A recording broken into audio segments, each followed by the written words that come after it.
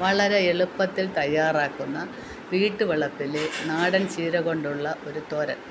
ചീര 1 പിടി, സവാള 3 വലുതാണെങ്കിൽ 2, പച്ചമുളക് 3. ഇവ 3 ചെറുതായി ഒരുമിച്ച് അരിഞ്ഞെടുക്കുക.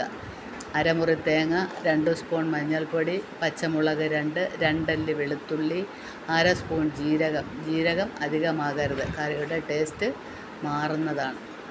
ഇവയെല്ലാം മിക്സിയിലിട്ട് ഒന്ന് ചതച്ചെടുക്കുക. ഒരു കാരണവശാലും അരഞ്ഞു പോകരുത്.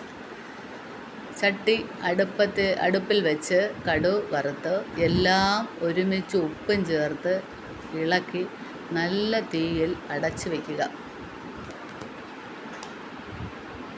മഴക്കാലമായതിനാൽ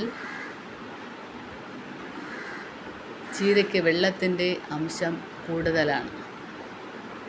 അതുകൊണ്ട് അധികമായിട്ട് തീ ഇട്ട് കുറച്ച് സമയം അടച്ചു വച്ച് നല്ല തീയിൽ വേവിക്കണം. വെള്ളം നിശേഷം വറ്റി അടപ്പ് മാറ്റി ഇളക്കി തോർത്തിയെടുക്കുക. ചീര നന്നായി തോർന്നതിന് ശേഷം പ്രത്യേകം ശ്രദ്ധിക്കുക, ചീരയുടെ പച്ചനിറം മാറാത്ത വിധം നമ്മൾ തീ ക്രമീകരിക്കേണ്ടതാണ്. അടിപൊളി ഒരു ചീരത്തോരൻ റെഡി. വീഡിയോ ഇഷ്ടപ്പെട്ടാൽ ലൈക്ക് ചെയ്യുക, ഷെയർ ചെയ്യുക, സബ്സ്ക്രൈബ് ചെയ്യുക.